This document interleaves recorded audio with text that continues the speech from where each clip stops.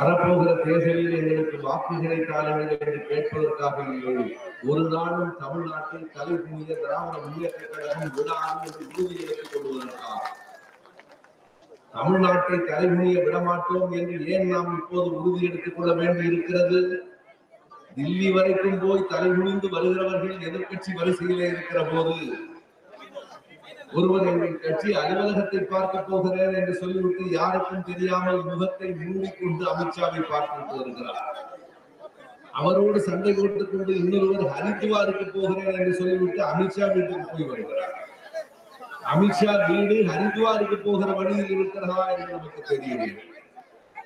தலைகுனிந்து தமிழ்நாட்டை தலைகுனிய வைப்பதற்கு தயாராக இருக்கிற கட்சிகளுக்கு முன்னால் ஒரு நாளும் நாங்கள் அதற்கு அனுமதிக்க மாட்டோம் என்று இன்றைக்கு நேற்றைக்கு அல்ல, ஒரு நூற்றாண்டு காலமாக இந்த தமிழ்நாட்டின் தன்மானத்தை உயர்த்தி பிடித்திருக்கிற திராவிட இயக்கத்தின் சார்பில் இந்த கூட்டம் நடைபெற்றுக் கொண்டிருக்கிறது. நான் அந்த பட்டியல் வெளியான போது நான் எந்த ஊரில் பேச போகிறேன் என்று பார்த்தேன். திருவண்ணாமலை வடக்கு என்றார்கள். மாவட்ட செயலாளரை என் உதவியாளர் தொடர்பு கொண்டு சொன்னார், ஆரணியிலே நடக்கிறது. ஆரணி என்று சொன்னால் நான் அதிகம் ஆரணிக்கு வந்ததில்லை. மிக அண்மையிலே தான் செய்யாறிலே ஒரு கூட்டத்திலே பேசிவிட்டு சென்றேன். ஆனாலும் ஆரணி என்று சொன்னவுடனே எல்லோரும் இரண்டு செய்திகளை உதவி கொள்வோம். ஒன்று, ஆரணியிலே அரிசி கிடைக்கும், ஆரணியிலே சேலை கிடைக்கும். எண்ணி பாருங்கள், உணவும் உடையும் தமிழ்நாட்டுக்கு தருகிற ஊரில் நான் இருக்கிறேன். இது இரண்டையும் தாண்டி வேற என்ன இருக்கிறது? உணவுதான் அடிப்படை மனிதனுக்கு, உடைதான் மானத்தின் அடையாளம். இரண்டும் இந்த ஊருக்கு சொந்தமாக இருக்கிறது. இன்னொரு செய்தியை சொல்லிவிட்டு நான் இந்த தலைப்புக்கு வர வேண்டும் என்று கருதுகிறேன். மேடையிலே வரிசையாக எனக்கு ஆடைகளை அணிவித்து என்னை மதிப்புற செய்தார். நான் அடிக்கடி ஆரணிக்கு வந்ததில்லை என்றாலும் வந்திருக்கிற இந்த நேரத்தில் என்னை இத்தனை பேர் திரண்டு நின்று வரவேற்று மரியாதை செய்திருக்கிறார்கள் என்றால் அது எனக்கு கிடைத்த மதிப்பு என்று நான் கருதவில்லை. இருவண்ண கொடியின் கீழ் நின்று பேசுகிற எவனுக்கு கலைஞரின் கடைசி பிள்ளைக்கும் கிடைக்கிற மரியாதை என்பதை நான் அறிவேன். இந்த ஊரில் மட்டுமல்ல, திமுக கழகத்தின் கூட்டங்கள் எங்கே நடந்தாலும் இப்படி துண்டுகளை போர்த்தி வேட்டிகளை கொடுத்து மதிப்பு ஊட்டுகிற இந்த நிகழ்ச்சி இருக்கிறதே, இன்றைக்கு நேற்றைக்கு தொடங்கவில்லை. 1953ஆம் ஆண்டு தொடங்க. ஒரு பழைய வரலாற்றில் ஒரு செய்தியை இந்த மேடைக்கு பொருத்தும் என்பதால் நான் சொல்ல வேண்டும். 1952 டிசம்பரில் தஞ்சாவூரில் திமுக கழகத்தின் பொதுக்குழு நடைபெற்றது. அப்போதுதான் திமுக கழகம் என்கிற ஒரு கட்சி தொடங்கி 3 ஆண்டுகள் ஆகிறது. அப்போது எங்கு பார்த்தாலும் விவசாயிகளும் நெசவாளர்களும் மிகுந்த துயரத்திற்கு உள்ளாகி இருந்த நேரம். அந்த தஞ்சாவூர் பொதுக்குழுவிலே நிறைவேற்றப்பட்டது ஒரு தீர்மானம். எப்படி நேற்றைக்கு முன்தினம் கரூரிலே நடைபெற்ற முப்பெரும் விழாவில் தமிழ்நாட்டை தலைமுறைய விடமாட்டோம் என்று தீர்மானம் நிறைவேற்றப்பட்டதோ அதுபோல 52 டிசம்பரில் நெசவாளர் துயர் துடைப்போம் என்று பொதுக்குழு தீர்மானம் நிறைவேற்றியது. அந்த நெசவாளர் துயர் துடைப்போம் என்றால் எப்படி? கைத்தறி ஆடைகளை கழகத்தின் தோழர்கள் தோளில் தாங்கி எல்லா தலைவர்களும் ஒவ்வொரு ஊரில் நின்று பொதுமக்களிடத்திலே கைத்தறி ஆடைகளை விற்று வருகிற பணத்தை நெசவாளர்களுக்கு கொடுத்து நெசவாளர் துயர் துடைப்போம் என்று தொடங்கினார்கள். 1953 ஜனவரி மாதம் 4ஆம் தேதி ஒவ்வொரு ஊரிலும் ஒரு தலைவர். திருச்சியிலே அறிஞர் அண்ணா, சென்னையிலே தலைவர் கலைஞர், காரைக்குடியிலே நாவலர் என்று எல்லோரும் அந்த துணிகளை விற்றார்கள். விற்று வந்த பணத்தை நெசவாளர்களுக்கு கொடுத்தார்கள். அன்றைக்கு திமுக கழகம் ஒரு முடிவெடுத்தது, மேடையிலே கைத்தறி ஆடையை போர்த்துங்கள். மேடையிலே கைத்தறி ஆடையை போர்த்தினால் நெசவாளர் துயர் துடைக்க முடியும் என்பதால் தான் அன்றைக்கு தொடங்கி இன்றைக்கு வரைக்கும் நான் கருதுகிறேன், எனக்கு மேடையிலே செய்யப்படுகிற இந்த சிறப்பித்தல் எல்லாம் நெசவாளர்களுக்கு சேர்த்து செய்யப்படுகிற மரியாதை. அது திமுக கழகத்தின் அடிப்படை கொள்கையிலே ஒன்று. எப்படியோ இடையிலே கொஞ்சம் தடுமாறி கைத்தறி ஆடைகளுக்கு பதிலாக பளபளக்கிற பொன்னாடைகளை நாம் போர்க்க தொடங்கினோம். நான் செல்கிற கூட்டங்களிலே எல்லாம் சொல்லுவேன், அருள் கூர்ந்து அந்த பொன்னாடைகளை போர்த்தாதீர்கள். கைத்தறி ஆடை பயன்படும். நான் நாளைக்கு போகிற போது மழை பெய்தால் துவைத்துக் கொள்ள பயன்படும், தலையில் வைத்துக் கொள்ள பயன்படும், தோளில் அணிந்து கொள்ள பயன்படும். இந்த பொன்னாடை இருக்கிறதே, இதே ஆரணியில் நாளைக்கு இந்த பொன்னாடையை போட்டுக் கொண்டு நான் தெருவிலே நடக்க முடியாது. அது மட்டுமல்ல, கைத்தறி ஆடைகள் நம் நெசவாளர்களினுடைய உற்பத்தி. அந்த பொன்னாடை என்பது குஜராத்திலே இருந்து வருகிறது. நண்பர்களே, குஜராத்திலிருந்து இனி நமக்கு எதுவும் வேண்டாம் என்பதையும் சொல்லுங்கள்.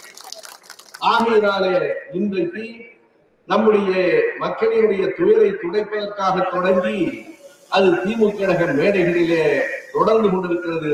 இப்படித்தான் திமுக கழகத்தினுடைய ஒவ்வொரு செயலும் இந்த மக்களினுடைய எதிர்காலத்தை ஒட்டியது, இந்த மக்களுக்கானது. நேற்றைக்கு திடீரென்று வருகிறவர்கள் எல்லாம் கூட்டங்களை பார்த்துவிட்டு, பாருங்கள் எங்களுக்கு எவ்வளவு கூட்டம் வருகிறது என்கிறார்கள். எங்களுக்கு எப்போதும் கூட்டம் வருகிறது. கண்ணுக்கு எட்டிய தூரம் வரையில் மக்கள் இருக்கிறார்கள். இன்றைக்கு நேற்றுக்கு அல்ல, என்றைக்கும் மக்களுக்காக பாடுபடுகிற நீங்கள் கவனித்திருக்கலாம். நம்முடைய மாவட்ட செயலாளர் அவர்கள் முன்மொழியே நாம் எல்லோரும் கை உயர்த்தி உறுதிமொழி எடுத்துக் கொண்டோமே, அந்த உறுதிமொழிகள் என்னென்ன என்று நினைவுபடுத்தி பாருங்கள். 5 உறுதிமொழிகளை நாம் எடுத்துக்கொண்டோம். வாக்கு திருட்டை நாம் அனுமதிக்க மாட்டோம், நீட்டு தேர்வை அனுமதிக்க மாட்டோம், பிற மொழி திணிப்பை அனுமதிக்க மாட்டோம், தமிழ்நாட்டினுடைய வரலாற்றை மறைப்பதற்கு ஒன்றிய அரசு 1000 வேலைகளை செய்து கொண்டிருக்கிறதே, அதை ஒரு நாடும் அனுமதிக்க மாட்டோம். இவற்றையெல்லாம் அனுமதித்தால், இந்தியும் சமஸ்கிருதம் இந்த நாட்டிலே வந்து அமர்ந்தால், நீட்டு தேர்வு என்பது தொடர்ந்தால், வாக்காளர்கள் பட்டியலிலே இருந்து நம்முடைய பெயர்கள் திருடப்பட்டால் தமிழ்நாடு தலைகுனியும். நம்முடைய மாண்புமிகு முதலமைச்சர் அவர்கள் மிக தெளிவாக சொன்னார்கள், ஒரு நாளும் நாங்கள் விடமாட்டோம், திமுக விடாது என்று சொல்லி, வெறும் கரூரிலே சொன்னால் போதாது என்பதற்காகத்தான் தமிழ்நாடு முழுவதும் இந்த குரல் எதிரொலிக்க வேண்டும் என்பதற்காக இன்றைக்கும் நாளைக்கும் திமுக கழகத்தின் சார்பில் அனைத்து மாவட்ட தலைநகரங்களிலும் இந்த கூட்டங்கள் நடைபெறுகின்றன. இன்னைக்கு நான் வருகிற போது பார்த்தேன், புதிதாக நுழைத்திருக்கிற ஒருவர் தொலைக்காட்சியில பேசிக் கொண்டிருந்த காட்சியை வரும்போது நான் பார்த்தேன். அவர் சனிக்கிழமை அரசியல் நடத்துகிறவர். சில பேர் வெள்ளிக்கிழமை கோயிலுக்கு போவார். அவர் சனிக்கிழமை தான் அரசியல் நடத்துவார்.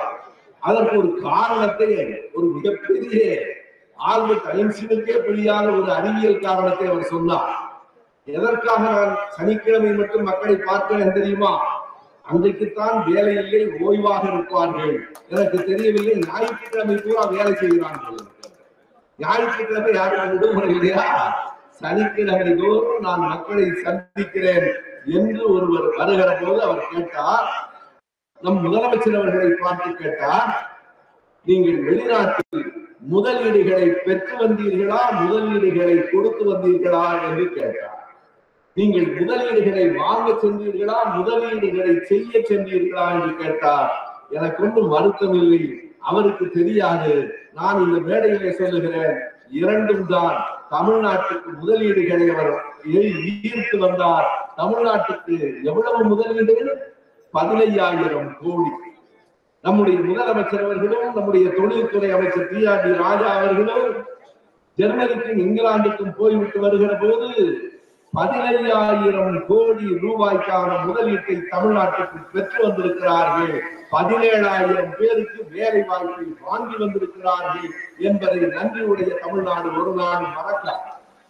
10 ஆண்டுகளுக்கு பிறகு தமிழ்நாட்டின் பொருளாதார இலக்கு என்பது, பொருளாதார வளர்ச்சி என்பது 2 எண்ணிக்கையிலே போயிருக்கிறது. அதாவது 10க்கு மேலே போயிருக்கிறது. இந்த தொழில்துறைக்கு முதலீடுகளை ஈர்த்து வந்திருக்கிறார். அதை காண பொறுக்காதவர்கள், அந்த பெருமையை எடுத்துரைக்க விரும்பாதவர்கள் என்ன கேட்கிறார்கள்? நீங்கள் முதலீடுகளை ஈர்க்க போனீர்களா, முதலீடுகளை செய்ய போனீர்களா என்கிறார்கள். அவர்களுக்கு முன்பே முரசொலியிலே நான் எழுதுகிறேன். 3-4 நாட்களுக்கு முன்னால் முதலமைச்சர் அவர்களை பார்க்கிற போது முதலமைச்சர் சொன்னார், நான் விமான நிலையத்திலே சொன்னதை கேட்டீர்களா என்றார். கேட்டேன் என்றேன். முரசொலியிலே நான் எழுதியிருந்த அந்த வரியை மேற்கோளாக காட்டி நம்முடைய முதலமைச்சர் சொன்னார், முதலீடுகளை ஈர்த்து வந்திருக்கிறார் முதல்வர்.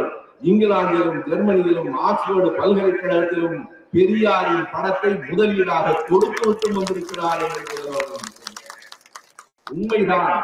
முதலீடாக கொடுத்து விட்டு வந்திருக்கிறோம். இன்றைய தலைமுறையை காப்பாற்றுகிறவரும் நம் முதலமைச்சர், நாளைய தலைமுறைக்கு விதை போட்டு வந்திருக்கிறவரும் நம் முதலமைச்சர். இத்தனை ஆயிரம் பேருக்கு வேலை. எண்ணி பாருங்கள், இந்த தமிழ்நாடு அரசு, திராவிட மாடல் அரசு செய்து கொண்டிருக்கிற பணிகள் எந்த அளவுக்கு தமிழ்நாட்டிற்கு பயனுடையவை. ஏதேனும் நாம் பொய் சொல்லுகிறோமா? இல்லை என்று யாராவது சொல்ல முடியுமா? 1,15,00,000 பெண்களுக்கு மாதந்தோறும் 1000 ரூபாயை இலவசமாக அல்ல, மகளிரின் உரிமை தொகையாக கொடுத்து கொண்டிருக்கிற மாநிலம் தமிழ்நாடு தான். எதற்கு 1000 ரூபாய்? 1000 ரூபாய் போதுமா என்று சில மேதாவிகள் கேட்கிறார்கள். போதும் என்று சொல்லி கொடுக்கவில்லை. அவர்களுக்கு அது உதவியாக இருக்கட்டும், அவர்களின் உரிமையாக இருக்கட்டும் என்றுதான் தமிழ்நாடு அரசு கூறுகிறது.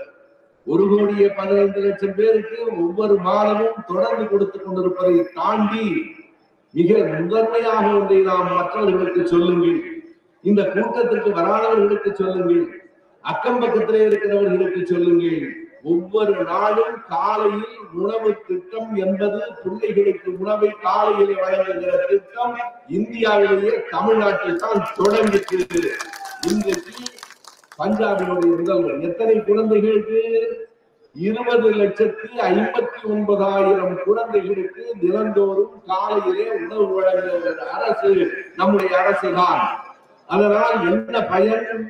மதிய உணவு திட்டம் என்பது எப்போது தொடங்கிட்டு நமக்கு தெரியும். நண்பர்களே, காமராஜருக்கு அதில் ஒரு பங்கு இருக்கிறது, நான் மறுக்கவில்லை. ஆனாலும் மறக்காமல் எடுத்து சொல்லுங்கள், முதலாக மதிய உணவு திட்டத்தை தொடங்கியதும் நம்முடைய முன்னோடியான நீதி கட்சி தான். 1923 சத்யஜி தியாகராயர் தான். சத்யஜி தியாகராயரின் சிலைதான் சென்னை மாநகராட்சியினுடைய அந்த கட்டிடத்திலே இப்போதும் நிற்கிறது. அறிஞர் அண்ணா அவர்கள் எழுதினார், 1959 முதலாக திமுகவின் சென்னையின் மாநகராட்சியை திமுக கைப்பற்றியது. 59 கட்சி தொடங்கி 10 ஆண்டுகள். அப்போது அறிஞர் அண்ணா சொன்னார், மாநகராட்சியிலே உறுப்பினராக பொறுப்பேற்க செல்லுகிற திமுக தோழர்கள் வாசலில் இருக்கிற நம்முடைய சத்யஜி தியாகராயருக்கு வணக்கம் செலுத்திவிட்டு உள்ளே செல்கிறார். எதற்காக என்றால், அவர்தான் மதிய உணவு திட்டத்தை முதலாக தமிழ்நாட்டில் அறிமுகப்படுத்தியவர். வரலாற்றை மறைக்கிறார்கள். வேண்டுமானால் அவர் சென்னை மாநகரம் வரைக்கும் கொண்டு வந்தார். அதை பின்னால் காமராஜர் கொண்டு வந்தார். அதனை நம்முடைய தலைவர் அவர்கள் மேலும் விரிவுபடுத்தினார். எம்ஜிஆருக்கு பங்கு உண்டு, ஜெயலலிதாவுக்கு பங்கு உண்டு. எப்போதும் யார் எதை செய்தாலும் மறைக்க வேண்டிய தேவை எங்களுக்கு இல்லை. காரணம், அவர்களை தாண்டியும் வளர்ந்திருக்கிற இயக்கம் நம்முடைய இயக்கம் என்பதால் எவர் ஒருவரையும் எவர் செய்த செயலையும் நாம் மறுக்கவில்லை. அது மதிய உணவு திட்டம் தான். யாருக்கும் தோன்றாத ஒரு சிந்தனை முதல்வருக்கு தோன்றிற்று. காலை நேரத்திலே பிள்ளைகள் பசியோடு வருகிறார்கள். எனவே காலை உணவு திட்டம் என்பதை இன்றைக்கு இந்தியாவிலே இருக்கிற பிற மாநிலங்கள், பஞ்சாப் போன்ற மாநிலங்கள் மட்டுமில்லை, கனடா நாட்டு பிரதமர் சொல்கிறார், காலை உணவு திட்டம் என்பது அறிவுபூர்வமாக குழந்தைகளுக்கு தேவையானது. காரணம், மற்ற எந்த உணவையும் விட காலை நேரத்து உணவுதான் மிகப்பெரிய தேவை. இரவு நாம் உணவு உண்டதற்கு பிறகு 12 மணி நேரத்திற்கு பிறகு மறுபடியும் உணவு உண்கிறோம். அதனால்தான் காலை உணவுக்கு ஆங்கிலத்தில் என்ன பெயர் என்றால் பிரேக்பாஸ்ட் என்பார்கள். அதாவது உண்ணாவிரதத்தை முடிப்பது. 12 மணி நேரம் உண்ணாமல் இருந்ததற்கு பிறகு நாம் உணவு உண்ணுகிறோம். அது பிள்ளைகளுக்கு வேண்டும் என்கிற காரணத்தால் நாம் கொண்டு வந்திருக்கிற இந்த திட்டம் இருக்கிறது. 20 லட்சம் பிள்ளைகள் அன்றாடம் காலையிலே உணவு ஏற்றுக் கொண்டிருக்கிறார்கள். அதனுடைய விளைவு என்ன தெரியுமா? இன்றைக்கு வந்திருக்கிற புள்ளி வரத்தை நான் சொல்லுகிறேன். காலை உணவு திட்டம் பிள்ளைகளுக்கு வழங்கப்பட்டதற்கு பிறகு பள்ளிக்கு வருகிற பிள்ளைகளின் எண்ணிக்கை 9.2% கூடியிருக்கிறது. எனவே வெறும் உணவல்ல, அதற்கும் கல்வி இருக்கிறது, அதற்கும் அறிவு இருக்கிறது. குறிப்பாக யாருக்கு பயன்படுகிறது? நம்முடைய கிராமத்திலே இருக்கிற மக்களுக்கு. காலையிலே எழுந்த உடனே வயலுக்கு போய்விடுகிற மக்கள், அவர்கள் பிள்ளைகளுக்கு என்ன செய்வது என்று எண்ண வேண்டியதில்லை. அவர்கள் வயலுக்கு போகலாம். பிள்ளைகள் பள்ளிகளுக்கு வந்தால் பட்டினியோடு படிக்க வேண்டியதில்லை. வயிறான உணவும் வழங்குகிற தலைவர் தான் நம்முடைய மாநில முதலமைச்சராக இருக்கிறார் என்பதையெல்லாம் எடுத்து சொல்லுங்கள். இன்றைக்கு எல்லோரும் எதிர்கட்சிகள் என்ன பேசுகிறார்கள்? எங்களுக்கும் திமுகவுக்கும் தான் போட்டி என்று ஒருவர் சொல்லுகிறார்.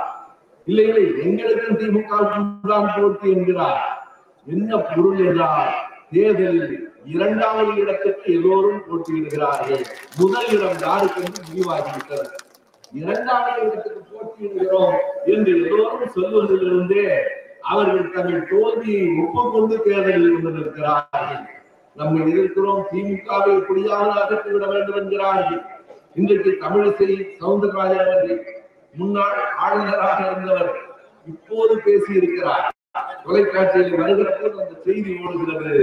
திமுகவை வீட்டுக்கு அனுப்ப வேண்டிய கடமை எங்களுக்கும் இருக்கிறது, விஜய்க்கும் இருக்கிறது. ஒரு புதிய கூட்டணி, அறிவிக்கப்படாத கூட்டணி. திமுகவை வீட்டுக்கு அனுப்ப வேண்டிய கடமை எங்களுக்கு இருக்கிறது என்கிறார்கள். புரிந்து கொள்ளுங்கள், உங்களை வீட்டுக்கு அனுப்பிவிட்ட கடமை மக்களிடம் இருக்கிறது. நீங்கள் இனிமேல் திமுகவை அனுப்புவதை பற்றி பேசுகிறீர்கள். ஏற்கனவே உங்களை அனுப்பிவிட்டார்கள் என்பது உங்களுக்கு புரியவில்லையா? எல்லோரும் திமுகவில் இருக்கிறோம் என்கிறார்கள். அப்போதும் அவர்களுக்கு ஒரு கணக்கு புரியவில்லை. நாங்கள் திமுகவை எதிர்க்கிறோம் இவர்கள், இன்னொரு பக்கம் அமித்ஷா, அப்புறம் அதிமுக, அப்புறம் புதிதாக வந்திருக்கிற கட்சி.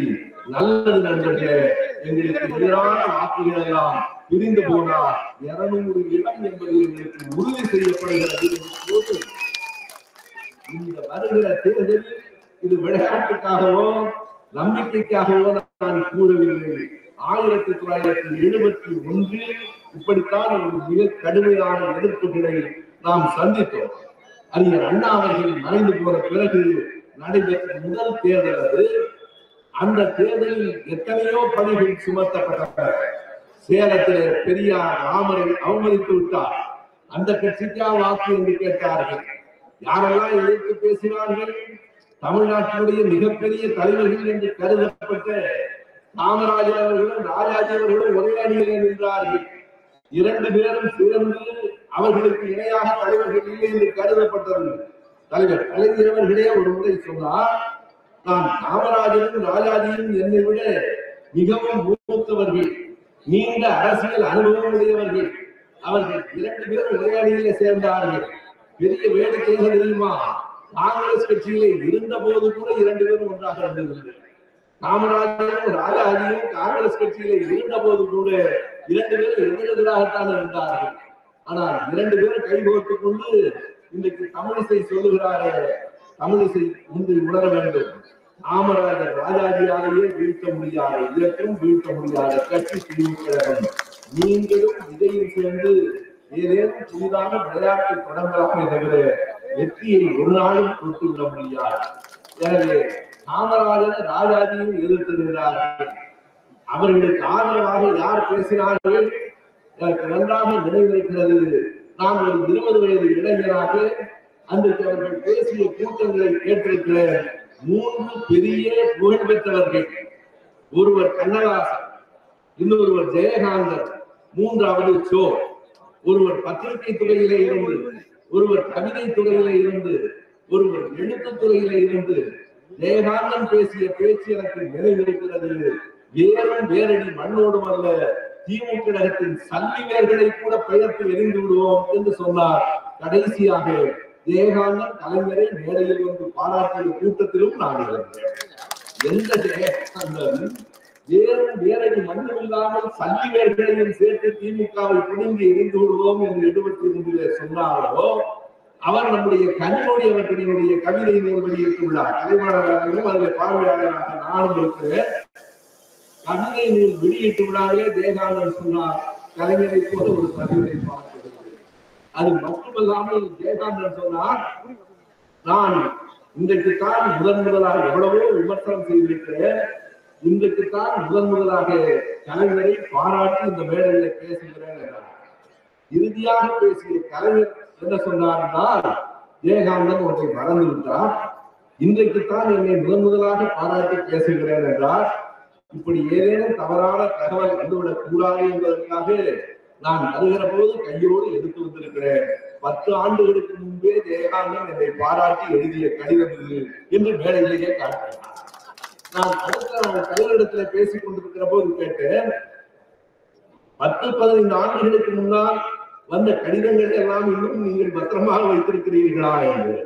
கலைஞர் சொன்னார், நான் 47 எழுதிய கடிதத்திலே அவருடைய ஆற்றல் வரைக்கும் வராது. எதற்கு சொல்லுகிறேன் என்றால், சிவோ, கண்ணதாசன், ஜெயகாந்தன் 3 பேரும் ஊராக பேசினார்கள். உண்மையாக நான் பெயரை குறிப்பிட்டே சொல்லுகிறேன். அன்றைக்கு காவல்துறையின் மிகப்பெரிய அதிகாரியாக இருந்த FP அருள் அவர்கள் தேர்தல் முடிவு வருவதற்கு முன்பே காமராஜர் அவர்களை சென்று சந்தித்தார். யார் சாதாரண மனிதர் அல்ல, காவல்துறையின் மிக உயர்ந்த பதவியிலே இருந்தவர். அவர்களுக்கு கிடைத்த அந்த தகவல்களின் அடிப்படையிலே காமராஜரை சந்தித்து, நாளைக்கு தேர்தல் முடிவுகள் வருகிற போது நீங்கள் தான் முதலமைச்சராக வரப்போகிறீர்கள், முன்கூட்டியே வாழ்த்துகிறேன் என்று சொன்னார். இந்த அளவுக்கு திமுக அழிந்து போய்விடும் என்று நம்பிக்கொண்டிருந்த காலத்தில் குறித்துக் கொள்ளுங்கள் பெரியவர்களே, இதுவரை நடைபெற்ற தேர்தலிலேயே 184 இடங்களை திமுக வென்றது. 71வது தேர்தலிலே தான் இதோ இப்போது நமது வெற்றி பாதைக்கு மறுபடியும் வழிவகுக்கிறார்கள். எல்லோருமாய் சேர்ந்து திமுகவை அனுப்பி விடுவோம் என்கிறார்கள். நீங்கள் எல்லோரும் சேர்ந்தாலும் சரி, தனித்தனியாக இருந்தாலும் சரி, இன்னும் வேறு மாநிலத்திலிருந்து யாரையாவது அழைத்து வந்தாலும் சரி, எத்தனை பேர் வேண்டுமானாலும் எதிர்த்து நில்லுங்கள். 26 வரலாறு, 200 இடங்கள் திமுக என்பதுதான் உண்மையானது. இதனால் வெறுமனே பேச்சு அலங்காரத்தால் அல்ல, நம்மிடத்தில் இருக்கிற ஆட்சி அதிகாரத்தால் அல்ல, நாம் செய்திருக்கிற பணிகளால், தொடர்ந்து செய்து கொண்டிருக்கிற பணிகளால் ஒன்றிய அரசு தமிழ்நாட்டின் பெருமையை, தமிழ்நாட்டின் நாகரிகத்தை, தமிழ்நாட்டின் தொன்மையை, தமிழ்நாட்டின் வரலாற்றை மறைத்துவிட வேண்டும் என்று நினைக்கிறார்கள். அதனால்தான் கீழடி அகழ ஆய்வினுடைய 2 கட்ட அறிக்கைகள் வந்தும் ஒன்றிய அரசு வெளியிட மறுக்கிறது.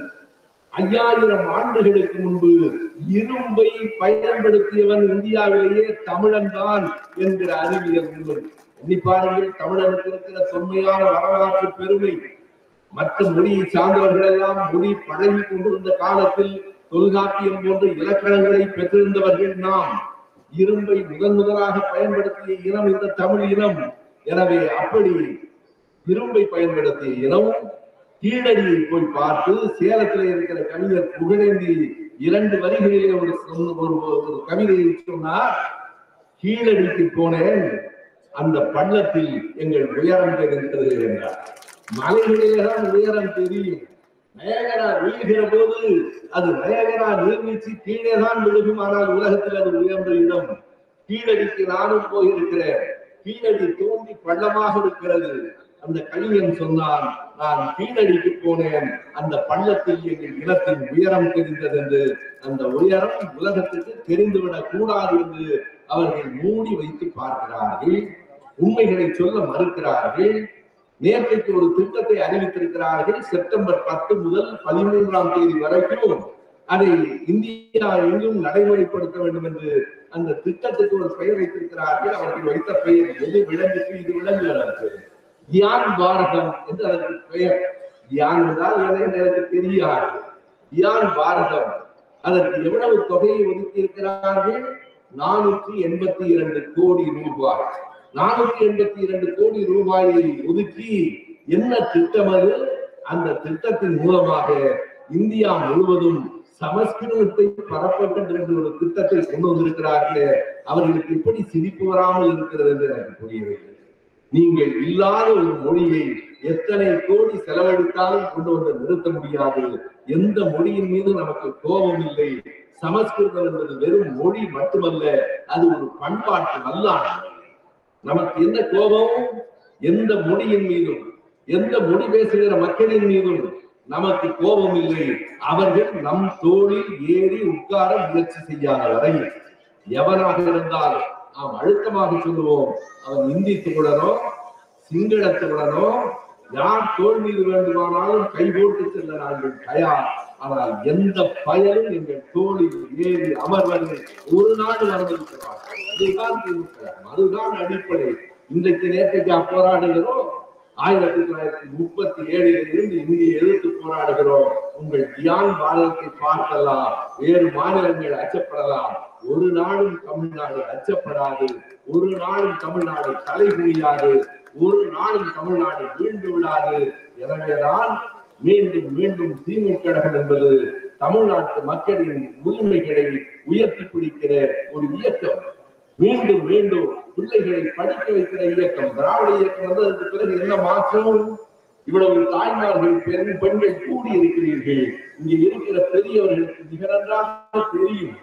ஒரு கட்டத்தில ஒரு பெண் வயதுக்கு வந்தால் அதற்கு பிறகு பள்ளிக்கூடத்துக்கு அனுப்பி இருக்கிறார்களா? வயதுக்கு வந்த உடனே அந்த பெண்ணை பருவம் அடைந்தால் பள்ளிக்கூடத்துக்கு போகக்கூடாது. அதற்கு பிறகு அந்த பெண்ணை பார்த்து கேட்கிற கேள்வி என்ன? ஏமா உனக்கு கல்யாணம் ஆயிடுச்சா? ஆயிடுச்சு. கல்யாணம் ஆன பெண்ணை பார்த்தால் என்ன கேள்வி? எத்தனை பிள்ளைங்க இருக்காங்க உனக்கு? இன்னும் பிள்ளையே பிறக்கலையா என்கிற கேள்வி. அந்த கேள்விகள் எல்லாம் மலையேறின. இன்றைக்கு என்ன கேள்வி என்றால், எந்த பெண்ணை எந்த பையனை பார்த்தாலும் தம்பி நீ என்ன படிக்கிறாய் என்பதுதான். அதுதான் அடிப்படை. ஒரு கட்டத்திலே கிராமங்களுக்கு போனால் திராவிட திமுக கழகமும் திராவிட இயக்கமும் என்ன செய்து கிழித்து விட்டது என்று சிலர் கேட்கிறார்கள். கிழிக்கவில்லை நண்பர்களே, எல்லோரையும் சேர்த்து தைத்திருக்கிறது என்கிறார்கள். எங்கெங்கோ பிரிந்து கிடந்தவர்களே, சாதியின் பெயரால் இருந்தவர்களே, பெண்ணென்றால் அடிமை என்று சொல்லப்பட்டவர்களே மறுபடியும் சேர்த்து வைத்து தைத்திருக்கிறது திராவிட இயக்கம். ஒரு எடுத்துக்காட்டுக்கு சொல்லுகிறேன். இன்றைக்கு ஆரணிக்கு வருகிறது பல கிராமங்களை கடந்து வந்தோம். ஒருவேளை எங்களுக்கு வழி தெரியாமல் சுற்றி வந்திருக்கிறோம் என்று நினைக்கிறேன். 3 மணிக்கு கிளம்பி 7 மணிக்கு தான் ஆரணிக்கு வந்தோம். அதுல ஒரு நன்மை, பல கிராமங்களை பார்த்து வந்தோம். உங்களெல்லாம் கிராமங்களுக்கு போனால் இந்த தெரு இந்த ஜாதிக்காரர் தெரு, அதுதானே. இந்த வீடு யாருடைய வீடு? இது முதலியார் வீடு, இது பள்ளர் வீடு, இது பறையர் வீடு என்று சொன்ன காலங்கள் மாறிப்போய் இன்றைக்கு நீங்கள் எந்த கிராமத்தில் வேண்டுமானாலும் போய் இது யாருடைய வீடு என்று கேளுங்கள். இது டாக்டர் வீடு, அது இன்ஜினியர் வீடு, அது வக்கீல் வீடு என்று சொல்ல வைத்திருக்கிற இயக்கம் திராவிட இயக்கம் தான். இந்த இடத்தில் இங்கே கூடியிருக்கிற மக்களில் எத்தனை பேர் எத்தனை பட்டங்களை பெற்றவர்களாக இருப்பார்கள் நம்முடைய பிள்ளைகள் என்று நமக்கு தெரியும். திராவிட இயக்கம் செய்த முதல் செயல் பணி என்றதுதான். அவர்களுக்கு நமக்குமான வேறுபாடு என்ன? பள்ளிக்கூடங்களில் படி என்றது திராவிட இயக்கம், பள்ளிக்கூடங்களில் இடி என்றது ஆரிய இயக்கம். ஆரியம் வீழ்ந்தது, திராவிடம் எழுந்தது. திராவிடத்தை இன்றைக்கு உயர்த்தி பிடிக்கிற திராவிடம் மட்டும் வீடாது என்பதல்ல, தமிழ்நாடே ஒரு நாளும் தலைவீழாது என்று சொல்லுகிற ஒரு மாண்புமிகு முதலமைச்சர் நமக்கு கிடைத்திருக்கிறார். உண்மையாகவே கலைஞர் அவர்கள் இருக்கிற போது நம் கடவுள் அந்த இடத்திற்கு வந்தால் இத்தனை திறமையாக, இத்தனை கொள்கை உறுதியோடு இவற்றை செய்வார் என்று அருகில் இருந்த என்பவர்கள் கூட நினைக்கிறது. அந்த உண்மையை நான் வேலையில் சொல்லுகிறேன். இப்போது வியந்து பார்க்கிறேன். நம்மை விட எதிரிகள் தான் சரியாக கிடைத்திருக்கிறார்கள். எதிரிகள் தான் சொல்லுகிறார்கள் ஸ்டாலின் இஸ் மோர் டேஞ்சரஸ் தேன் கருணாநிதி. அதற்கு என்ன பொருள்? எப்போது எதிரி நம்மை பாராட்டுகிறானோ கவனமாக இருக்க வேண்டும். எப்போது எதிரி நம்மை மிகவும் கவனமாக கோபப்படுகிறானோ நாம் சரியான பாதையில் செல்லுகிறோம் என்று பொருள். நம் தலைவரும் சரி, தலைவரின் ஆட்சியும் சரி, இந்த தமிழ்நாடும் சரி, சரியான பாதையில் போய் கொண்டிருக்கிறது என்பதைத்தான் அவர்களால் பொறுக்க முடியவில்லை. எண்ணி பாருங்கள், கட்சிகளை கொண்டு போய் தில்லியின் காலடியில் யார் அடமானம் வைப்பது என்பதுதான் அவர்களுக்குள் நடக்கிற போட்டி. ஒரு கட்சி 4 துண்டாக உடைந்து இனி உடைவதற்கு வருகிறது. எல்லாம் உடைந்தாகிவிட்டது. இப்போது நடக்கிற போட்டி என்ன என்றால், யார் முதலில் போய் காலில் விழுவது என்பதுதான். அவர்களுக்கு நீங்கள் வாக்களித்தால் நாமும் சேர்ந்து காலில் விட வேண்டிய கட்டாயம் வரும். திமுக கழகத்திற்கு வாக்களியுங்கள். என்றென்றும் நம் தலைகள் நிமிர்ந்ததற்கும் தமிழ்நாடு நாம் சொல்லுகிறோம். அதற்காகத்தான் இந்த கூட்டத்தை நடத்துகிறோம். நீங்கள் எண்ணி பாருங்கள், தேர்தல் நெருங்கிவிட்டது. இன்றைக்கு மக்களை பார்க்க போகிறோம் என்று போகிறவர்கள் எல்லாம் என்ன சொல்கிறார்கள்? இதுதான் நான் மறுபடியும் சொல்ல வேண்டியிருக்கிறது.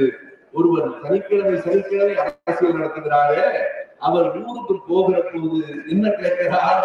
நாமெல்லாம் இன்றைக்கு கூட்டம் நடத்துகிறோம் என்றால் மின்சாரம் வேண்டும் என்று கேட்கிறார். அவர் என்ன கேட்கிறார்? அவர் வருகிற நாம் தான் ஆளுங்கட்சி, அவர் தான் எதிர்கட்சி. அவர் எப்படியாவது உண்மையாக என்ன நடக்கிறது தெரியுமா? நாம் அதிமுகவை எதிர்க்கிறோம், பிஜேபி அதிமுகவை அழிக்கிறார். இரண்டுக்கும் இருக்கிற வேறுபாடு அதுதான். நாம் அவர்களை எதிர்க்கிறோம், ஆனால் பிஜேபி அவர்களை அழித்து விட வேண்டும் என்று நினைக்கிறது.